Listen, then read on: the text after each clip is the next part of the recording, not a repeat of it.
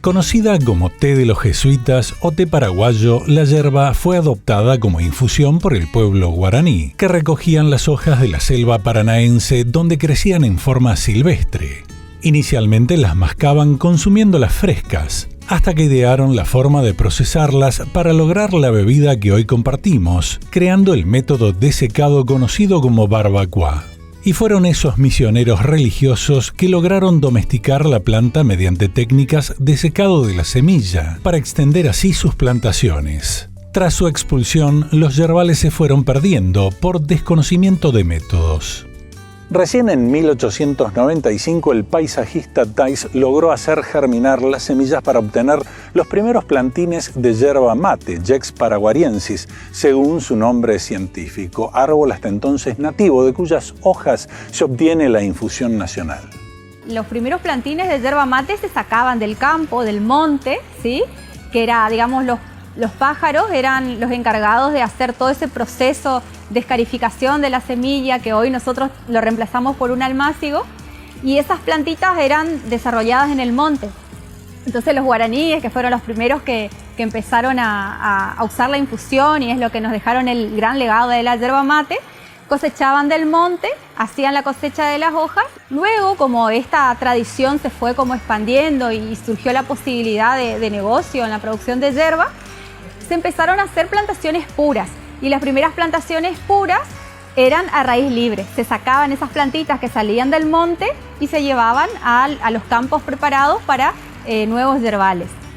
Nuestros abuelos lo adaptaron como dentro de la cultura nuestra hoy. Son plantas que en definitiva eran nativas en el monte, eran árboles altos. Hoy se hacen producciones, son de los plantines, se busca hoy de mejorar la mejor genética, y ahí entre los segundo o tercer año entra en producción, y para que llegue a producción plena necesitas 10 años que sea plena producción.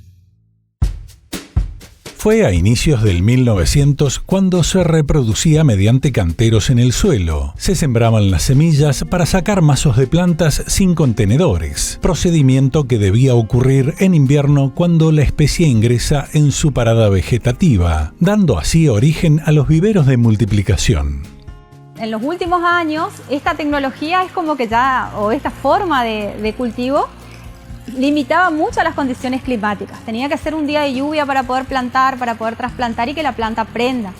Entonces ya ese sistema no funcionaba porque tenemos pocas lluvias, está todo muy cambiante, y cada vez el porcentaje de prendimiento en el campo era más bajo. Entonces se empezó a utilizar la tecnología de las bandejas o las bolsitas. Las bolsitas es como que lo primero que se utilizó. Eran bolsitas plásticas que se sacaban de esos canteros, se entubetaban o se le embolsaba, y ahí se le mantenía un tiempito hasta que desarrolle otras raíces y luego se plantaba. La dificultad era el enrulamiento de las raíces. La planta moría al cabo de 3 años en el campo porque no circulaba la savia, lo que dio paso a la técnica de bandejas o tubetes. Una particularidad de la yerba mate es que las semillas tienen un bajo porcentaje de germinación. De 8 kilos de frutos, aproximadamente 1 corresponde a simientes, que concentran unas 135.000 semillas, de las cuales solo progresa un 20%. Hablamos de un estimado de 20.000 plantas, porque tiene sus embriones inmaduros. Entonces esa particularidad que tiene hace que nosotros no podamos hacer una siembra directa en el vivero, sino que tenemos que partir de almácigo. Y en el almácigo es el lugar donde damos todas las condiciones necesarias para que esa semilla germine y pueda desarrollarse y formar una planta. Este proceso es un proceso largo, desde de la formación del fruto, que empieza a formarse en octubre, hasta que madura y se cosecha y se procesa, más o menos entre febrero y marzo. Hacemos la siembra y luego empieza a germinar a los 3 meses, abril, mayo, junio, poquito empieza a germinar. Y luego a partir de septiembre es donde la germinación está a pleno, y ahí nos extendemos hasta diciembre para poder hacer esos repiques, que es el proceso de pasar del almácigo al contenedor final, para que la planta llegue en un tamaño y en una forma correcta para la época de plantación que comienza ahora en abril, mayo. Entonces, lleva más de un año todo este procedimiento de producción de planta en vivero. Acá en el vivero comienza todo. Jex paraguariensis es un árbol que en el monte alcanza los 15 metros, de raíz pivotante y copa picada, hojas alternas, ovadas, con margen dentado, de 11 centímetros de largo y 5 de ancho. La época de floración se da entre octubre y noviembre, en tanto el fruto madura de enero a marzo. Variedad neotropical originaria de Sudamérica presente en la mata atlántica de Argentina, Paraguay y Brasil, que encontraron los inmigrantes europeos a los cuales se les otorgaron tierras en un plan de colonización del norte argentino. En el lote 154, sección B, Picada Yapeyú, del municipio de Guaraní. Los abuelos ucranianos, mi papá sí por supuesto argentino. Vengo yo y ya está el hijo mayor que está justamente en la parte de arriba, ya hizo su casa, seguramente seguirá él o el otro hijo más chico, o sea, tengo 3 hijos, ¿no? Y llegan de Ucrania, allá por el 24, 25, o sea, no llegan los abuelos, llegan un grupo numeroso de inmigrantes y se instalan en la colonia, que es Yapeyú, ¿no? Las chacras son 25 hectáreas, todas de 25 hectáreas. Cuadradas, algunos salvo que por parte para que le llegue el agua a los 2 vecinos, entonces por ahí no son cuadradas, pero son lotes chicos de 25 hectáreas y aquí sí, bueno, se cultivó hierbas, tún. Región boscosa que tuvieron que desmontar a fuerza de hacha y tronzadora para dar paso a la yerba mate y al té, por lo que podemos encontrar yerbales de más de 100 años de antigüedad. Con el paso del tiempo fueron sumando más y más plantaciones de yerba y en los últimos 3 años se están reemplazando con esta todo cultivar de té, el que ha dejado de ser rentable para los pequeños productores misioneros. Y bueno, hay 5 hectáreas y media de yerba vieja, de tiempo de los abuelos. Hay unas 5 más que he plantado yo. Y ahora estamos haciendo unas plantaciones nuevas, erradicando el té. Si le abandonás el té, se queda monte, tenés que hacer algo. Y bueno, con la familia resolvimos de eliminar el té y hacer una plantación nueva en hierba, con el permiso, por supuesto, del Instituto del INIM, ¿no? Novosac fue reconocido en 2020 como buen productor yerbatero por INIM, Instituto Nacional de la Yerba Mate, pues aplica prácticas conservacionistas en sus 10 hectáreas de yerbales, donde mantiene caminos empastados que evitan la erosión y retienen el agua, cubiertas verdes que guardan la fertilidad del suelo, incorporación de árboles nativos en torno al cultivo y cortes adecuados a la antigüedad de las plantas.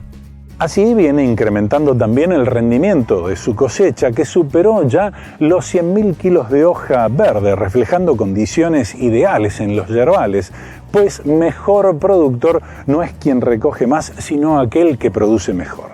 Yo soy, como pequeño productor, muy defensor del INIM. El INIM te regula las plantaciones, cuando hay exceso de plantas te regula el precio.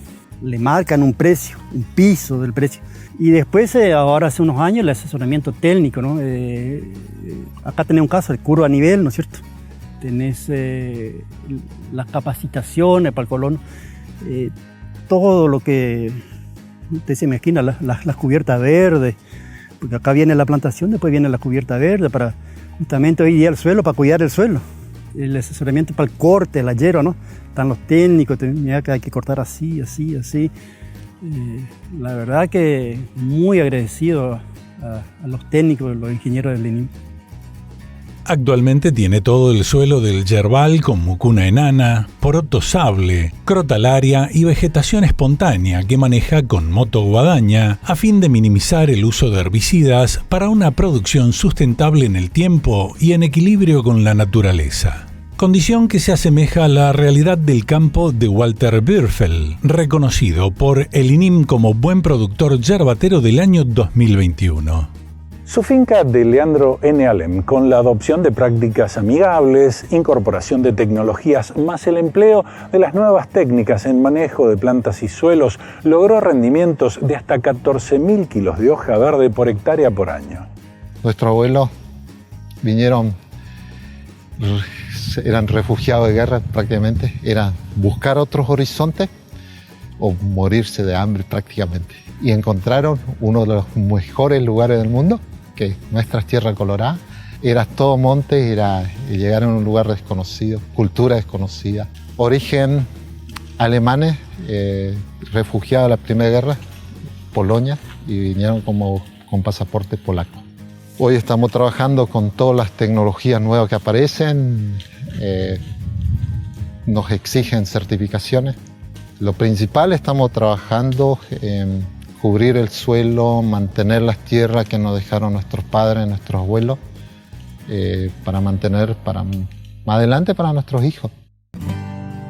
A la llegada de los inmigrantes predominaban en la región cultivos de tung o tabaco, pero con el tiempo se fue reconvirtiendo en plantaciones de yerba y té. Ellos tenían la costumbre de rastrear el suelo hasta dejarlo pelado. Hoy esos lotes evidencian mejoras año tras año gracias a un manejo responsable. En lo que yo hoy estoy trabajando son 10 hectáreas, que hace años atrás teníamos muy baja producción. La veníamos mejorando con otra forma de cosecha rama madura, y hoy sí estamos produciendo entre 10 y 12 mil kilos por hectárea. También 2021 tuve el privilegio de ser elegido como, por ahí saco la chapa como mejor productor de toda la provincia, con mucho esfuerzo, mucha dedicación, muchas capacitaciones y asesoramiento. Sus lotes tienen cubierta verde espontánea e implantada, con avena negra y nabo forrajero, además de pasto elefante como cortina y caminos totalmente empastados. Suma árboles como kiri, grevilla, cedro y nuez de macadamia. Bürfel se destaca por la búsqueda constante de nuevas técnicas y compartir sus experiencias con los demás productores. Allí se fertiliza de acuerdo al rendimiento de cada cosecha. Para la reposición de nutrientes se efectúan 2 aplicaciones con mezclas de nitrógeno, fósforo y potasio, siempre y cuando sean adecuadas las condiciones climáticas. Tenemos diferentes estrategias de fertilización. Una es hacer un plan de fertilización en base al análisis del suelo para equilibrar los elementos en el suelo para que la planta se desarrolle en las mejores condiciones y que demuestre su potencial. ¿Sí? Eso es por un lado. Pero a su vez tiene que estar acompañado de lo que es la producción. Porque si nosotros tenemos suelos que están muy bajos en fósforo, nuestros suelos en sí ya son deficientes en fósforo, elevamos a los niveles indicados en un solo año, económicamente no es viable por el productor. Entonces se hace un plan de fertilización para que vaya acompañando la producción con la reposición del elemento faltante. Más allá de fórmulas, lo que se busca es lograr el justo equilibrio entre calcio, magnesio y potasio, a fin de equilibrar el suelo para obtener mejor expresión de las plantas, pues una mala nutrición contribuye al desarrollo de plagas y enfermedades. Acá estamos trabajando en general con productores de diferente grado de avance en lo que es tecnología, que tecnología no significa una máquina, sino tecnología en cuanto a lo que son las técnicas de manejo. ¿Sí? Acá nosotros tenemos productores que tienen yerbales de 2.000, 3.000 kilos, con suelos muy deteriorados, con una alta inversión que tienen que hacer en el lote para poder volver a condiciones óptimas, digamos, para el cultivo. Nosotros tenemos el desarrollo de las especies nativas rastreras que tienen un excelente desarrollo y pueden ser recuperadores de suelo. En eso estamos trabajando también, en buscar la forma que el mismo ambiente me vaya generando para ir recuperando ciertas condiciones que buscamos. Cada 1000 kilos de hoja verde, el cultivo de yerba mate extrae del suelo unos 8 kilos de nitrógeno, casi 8 kilos de potasio y 1 kilo de fósforo. Se requieren 3 kilos de materia prima para lograr 1 kilo de yerba canchada, como se la denomina, a la salida del tratamiento de secado, tras lo cual se estaciona y se procesa. El mejoramiento integral de la cadena de producción primaria se convirtió en una de las metas centrales del Instituto Nacional de la Yerba Mate, creado en el año 2002, tras la disolución de la Comisión Reguladora y su mercado consignatario. En ese momento tuvimos en la plaza, frente a la Casa de Gobierno, más de 45 días. En ese transcurrir se acercaron algunos abogados y ahí nos asesoraron de que ustedes lo que necesitan es, por medio de una ley, crear una institución que los proteja. Sale la ley de creación del ININ, que es la 25564. Desde ese momento hasta la fecha, el instituto viene bregando por, si bien fue un reclamo de los productores, en la mesa del directorio estamos toda la cadena, cada eslabón. Nosotros de la producción somos un eslabón, están secaderos, trabajadores, molinos y cooperativas. Y bueno, el instituto promociona, investiga, fiscaliza y la parte de producción. En septiembre de 2007, el INIM crea su área técnica y sobre finales de 2020 ese equipo inicia el trabajo de extensión yerbatera. Cuenta con 11 ingenieros a campo, asistiendo a pequeños y medianos productores registrados por la entidad. Cada profesional tiene una zona de referencia, sumando cerca de 400 establecimientos que se visitan en forma periódica, más otros a los que se atiende por necesidades específicas. Las labores más comunes para las que contribuyen los extensionistas son la sistematización de los suelos, mejoras en los métodos de cosecha o capacitación de las cuadrillas, sin que esto exima al productor de la conveniencia de contar con un asesoramiento personalizado. El año pasado lo que fue capacitación, tanto a escuelas, productores, trabajadores rurales, se hicieron 230 jornadas. En cuanto al trabajo que desarrollan los técnicos, ellos tienen una línea que es trabajar con lo que es el sistema productivo. No hablamos de sistemas, hablamos del sistema de lo que es la interacción de suelo, planta, ambiente y las personas que trabajan en el sistema.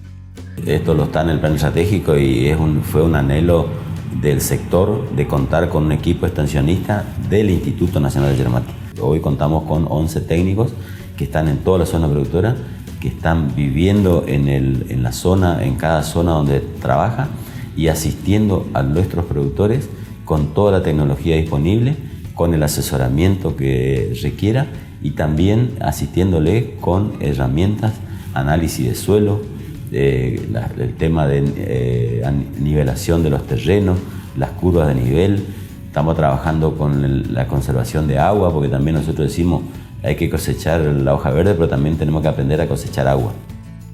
Desde el momento que uno interpone un cultivo, está rompiendo el equilibrio natural del ecosistema, por lo que una premisa de este equipo profesional es que se restablezca esa armonía. Una de las premisas en ese sentido es la incorporación de cortinas de especies nativas que favorezcan el desarrollo del yerbal, ya que en definitiva se trata de un árbol de monte que crece en el estrato medio. La adaptación de la planta de yerba no es al aire libre, a pleno sol, ¿sí? Se da en condiciones que la planta fue evolucionando y fue el ambiente donde se desarrolló. Paulatinamente se fue transformando en lo que era una plantación bajo monte a una plantación pura sin árboles. Y hoy en día está demostrado que con el cambio climático estamos viendo la necesidad de volver a incorporar árboles en los yerbales, porque estos árboles protegen a la planta de yerba mate de todos estos cambios climáticos de, por ejemplo, ¿no?, muerte por sequía, vientos calientes, vientos secos. Entonces como que nuevamente está volviendo a lo que la naturaleza originalmente había hecho, ¿no? Aparte hay árboles en crecimiento que todos los años yo estoy incorporando. No cualquier especie, sino la especie que se adapta a la hierba, ¿no?, que le haga media sombra, que no le cierre mucho las plantas, ¿no? Los árboles nativos lo que tienen es que los pájaros, por ejemplo, anidan en esos lugares, los insectos y otros predadores, digamos, que controlan, digamos, las plagas, por ejemplo, de la yerba mate, se alojan ahí. Entonces, por ese lado buscamos lo que son las nativas, para que eso trabaje en el sistema, trabaje para nosotros. El equipo de extensión se aboca a la búsqueda de soluciones a problemas comunes de los productores, sistematizando el modelo, cuidando la fertilidad física, química y biológica de los suelos, generando sus propias pruebas o intercambiando la experiencia de los mismos productores. Se trabaja siempre con mantener el suelo cubierto durante todo el año, tanto en invierno con cobertura de invierno y en verano con cobertura natural o espontánea. En lo que es manejo de planta, se trabaja con la nutrición equilibrada. Este productor hace fertilización de reposición, es decir, los kilos que llevamos al secadero, él luego repone en fertilizante. Y también se trabaja en mantener una estructura o una arquitectura de la planta sana. Este productor hay en otros lotes que tiene árboles nativos y eso también nos ayuda en lo que es el manejo integrado de plagas. Productos químicos, por ejemplo, no hay o no tenemos nuevos productos registrados para el control de plagas. Entonces lo que se hace es mantener la planta lo más sana posible para que el daño de plagas sea menor. La Ley 26.871 de 2013 declaró al mate como la infusión nacional. El 30 de noviembre de cada año se celebra el Día Nacional del Mate, gracias a otra ley impulsada para promover el reconocimiento de nuestras costumbres. Y afortunadamente el sector cuenta con el INIM, primordial en la defensa del productor, aunque esa función se ve hoy coaccionada por la desregulación sobre el precio que impide tener un valor de referencia que garantice rentabilidad. A ver, nosotros ya vivimos una desregulación en la década del 90 y principio del 2000. La actividad yerbatera, como una actividad particular y que compone a 2 provincias solamente, necesitamos que esté regulada. ¿Por qué digo esto? Porque los números lo dicen, porque los productores lo decimos y la historia también así lo afirma. Para mí hoy es uno de los mayores privilegios tener costumbres rurales en mi chacra, en mi campo, que soy un fiel seguidor de muchísimos años y siempre la admiro. Todas las cosas nuevas que nos trae, de todo el mundo, que realmente para mí es uno de los mayores privilegios hoy. Habiendo conocido los pormenores de la producción primaria, nos resta conocer el negocio de la yerba mate desde la óptica de los procesadores y comercializadores, tema que abordaremos en un segundo capítulo la próxima semana. Por hoy solo nos resta agradecerles por habernos acompañado en una nueva emisión de Costumbres Rurales. Los esperamos en este mismo espacio dentro de 7 días.